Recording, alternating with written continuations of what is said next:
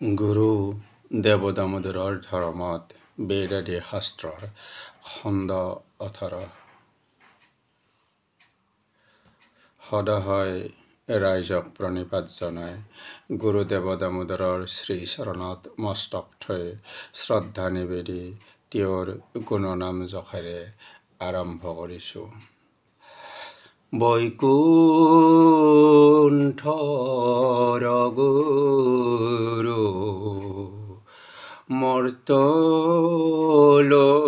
আহিলা, নাম লৈলা দামোদৰ।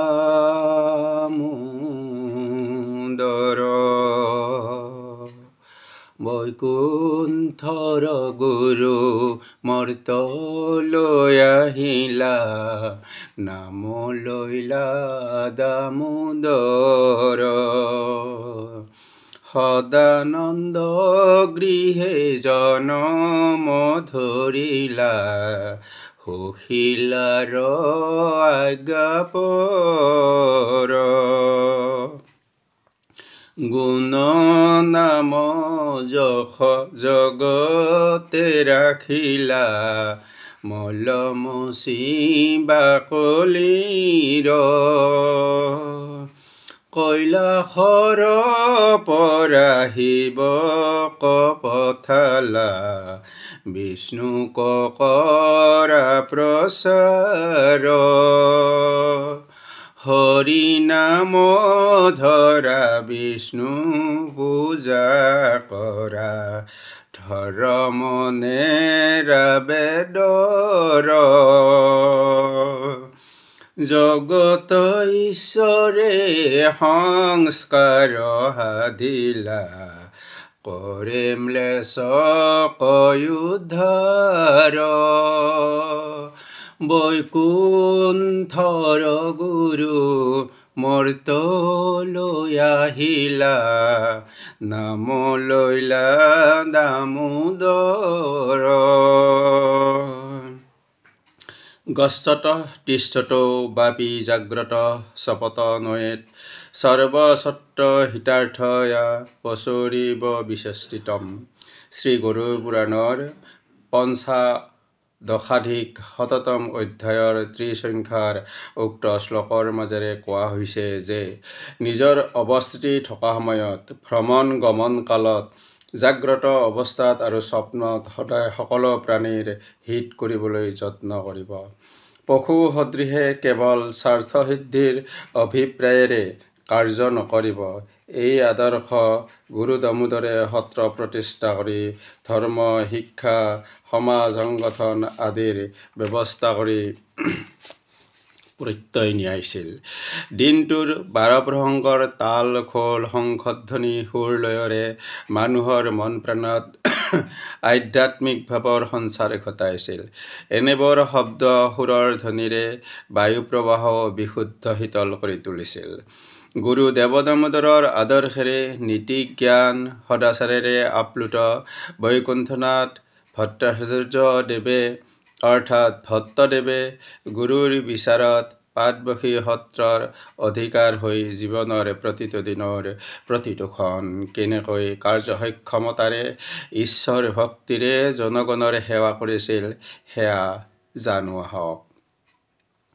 আপুনি সংযম নিয়ম আচৰি, ধৰ্মৰ অংগ নেৰন্ত, সন্ধ্যা গায়ত্ৰীক সৰংগন আদি কুশক নিতে পিন্ধন্ত, ব্ৰহ্মা মুহূৰ্তৰ পৰা 4 দণ্ড, নাম গান্ত ভকতে 6 দণ্ড মান প্ৰভু ভট্টদেৱে ব্যাখ্যা কৰে ভাগৱত।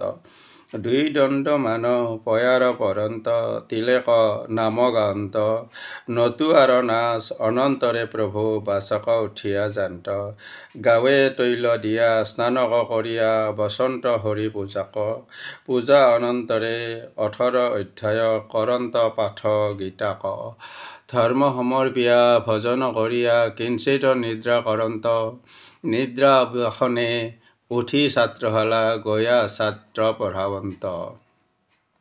তাৰ পিছত হৰি মন্দিৰত ভকতে কৃষ্ণনাম ডাকিলে আঠে বাঠে প্ৰসংগ গৈ ভাগৱত ব্যাখ্যা কৰে। তাৰ পিছত ব্যাখ্যা কৰি আহি ভাগৱত ব্যাখ্যা কৰি আহি বাসগৃহত সাঁচিপাত তোলাপাত আদি বিচাৰি ধৰ্মশাস্ত্ৰ পঢ়ে আৰু নিজেও গ্ৰন্থ ৰচনা কৰে। এনেদৰে নিত্যকৰ্মৰ সূচীৰে ব্যস্ত থকা মহাপুৰুষ ভট্টদেৱৰ সততা ধৰ্ম নিষ্ঠতাৰ পিছতো উপদ্ৰৱ নিন্দা পৰীক্ষাই লগ এৰা নাছিল।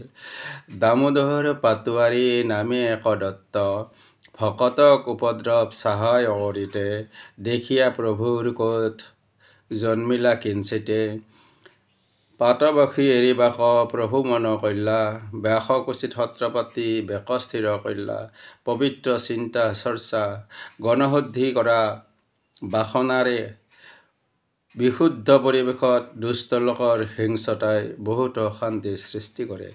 দামোদৰ পাটোৱাৰীৰ উপদ্ৰৱৰ ফলত ব্যাসকুচিত সত্ৰ এখন স্থাপিত হ'ল। এয়াও ঈশ্বৰৰ মহিমা নহয় জানো? বুজিব পাৰি ভগৱানে ধৰ্ম ৰক্ষাৰ বাবে অহোপুৰুষাৰ্থ কৰে। যেনেদৰে কুৰুক্ষেত্ৰ ধৰ্মক্ষেত্ৰ ৰণত অকল কৃষ্ণহে যুঁজ কৰিছিল, যদিও অৰ্জুনৰ গাণ্ডীৱ আৰু অসংখ্য সৈন্য সামন্ত সেই ৰণত অৱতীৰ্ণ হৈছিল। ধৰ্মৰ জয় এনেদৰে চিৰদিন হৈ আছে। ধৰ্ম ৰক্ষাৰ্থে উৱলি যোৱা সমাজখন নতুনকৈ সংগঠিত কৰিবৰ বাবে শ্ৰী বিষ্ণুংশ দেৱ দামোদৰে সত্ৰ স্থাপন কৰিছিল, যি সত্ৰক দ্বিতীয় বৈকুণ্ঠ বুলি কোৱা হৈছিল। যি সত্ৰত হৰিনামৰ ধ্বনিৰে মানুহৰ মন প্ৰাণ বন্ধনমুক্ত কৰিছিল, শিক্ষা দীক্ষাৰে মানুহক সংস্কাৰ কৰিছিল, সাহিত্য সংস্কৃতিৰ মহাপয়োভৰেৰে জনজীৱনক নতুন মাত্ৰা প্ৰদান কৰিছিল। যি সত্ৰৰ মাধ্যমেৰে সমাজৰ ঐক্যতা গঢ়াৰ এক প্ৰাণকেন্দ্ৰ কৰি গঢ় দিছিল। গুৰুদেৱ দামোদৰৰ সেয়া আছিল অন্য এক আদৰ্শ। ধৰ্মৰ মঞ্চ বা সমাজ উদ্গতিৰ ৰভাতলিখন ভাগ ভাগ কৰা ধৰ্মগুৰুৰ আদৰ্শ নাছিল।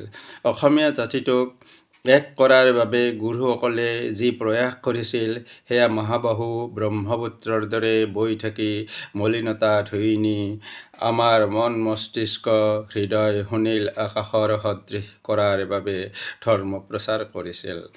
ঘোষাৰত্নত আছে দেৱ দামোদৰ শুদ্ধ মত কহিলন্ত লোকে অবিৰত যাৰ মত মানি পণ্ডিত ব্ৰাহ্মণ চয় কৃষ্ণ পাদে পদ্মে ভজিলন্ত স্থানে স্থানে সত্ৰ পাতিলন্ত যাহাৰ যশস্যা ব্ৰহ্মাণ্ড ভেদিব হয়।